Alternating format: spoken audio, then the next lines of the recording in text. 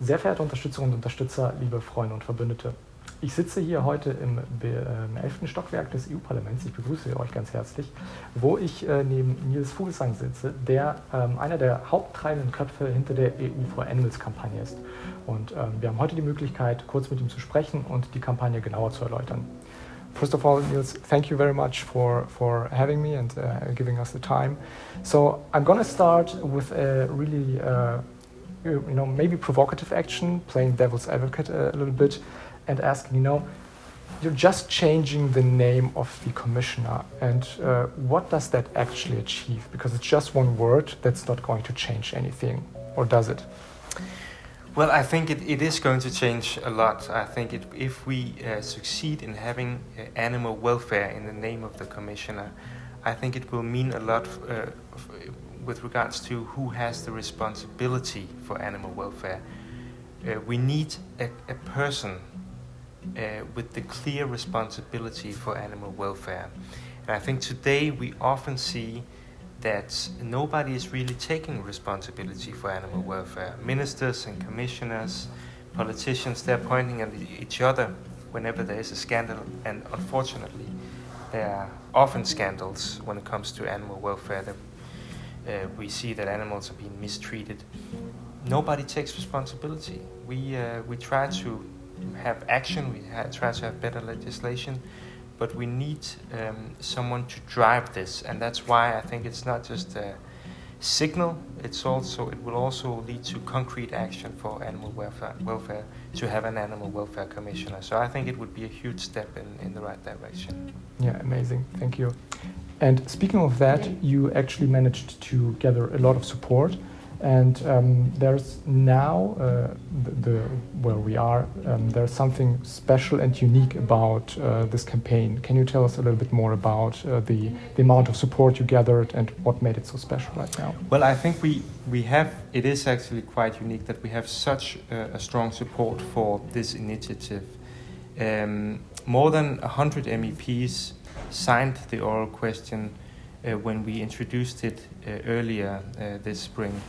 And unfortunately, we had a bump on the road because we have, as we all know, the Ukraine crisis, the Russian invasion of Ukraine, which has taken naturally all the attention. And that's why we give it a second try, to give it a second boost now. So we are collecting signatures, and it looks like we are going to get a lot of signatures also in the second round, that so many MEPs are supporting the initiative. And I think it's historical. It's not just me who think it's historical. It is historical in the sense that we have never seen so many MEPs actually signing an initiative such as this. We also have more than 160,000 people, citizens, who have signed the call for an animal welfare commissioner.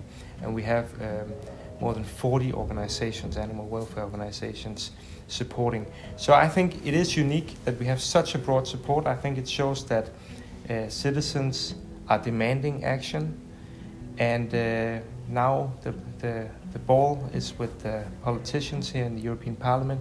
We need to respond to the pressure, to the call for an animal welfare commissioner, and that is the mission now. Yeah, thanks for the explanation. And speaking of that, the second round of collecting signature for the second attempt of the oral questions running right now. That's the reason why I'm here. And what's the next step once we finish that? How the process will look like? Can you explain to the audience a little bit how that's structured and what's going to be the next challenges? So when we have the signatures here in the second round, and I'm quite sure with your help and other good forces' help, we will have enough signatures. We need the political leaders of the political groups, so the liberals, the socialists, the conservatives, the Greens, different political groups in the European Parliament. The question will then land on their table, and we need them to acknowledge and approve that we will actually have the debate in the plenary of the European Parliament. So we will call in the commissioner, and we will put the question to the commissioner about the need for having an animal welfare commissioner. Then we will debate with the commission, and hopefully if we get to that point, and that's what we work for, we will be able to put enough pressure on the European Commission so that they will change their policy and recognize that it's about time that we have an animal welfare commissioner.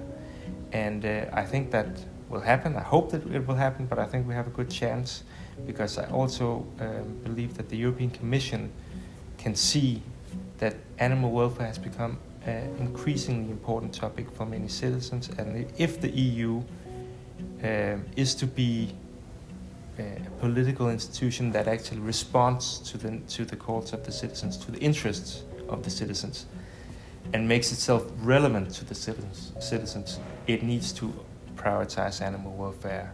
So we have the momentum, we have a good chance of succeeding, and that is what we work for now. Amazing. Thank you, Niels. That's all for now. Thank you for your time. Really appreciate it. Thank you for your effort. Thank you.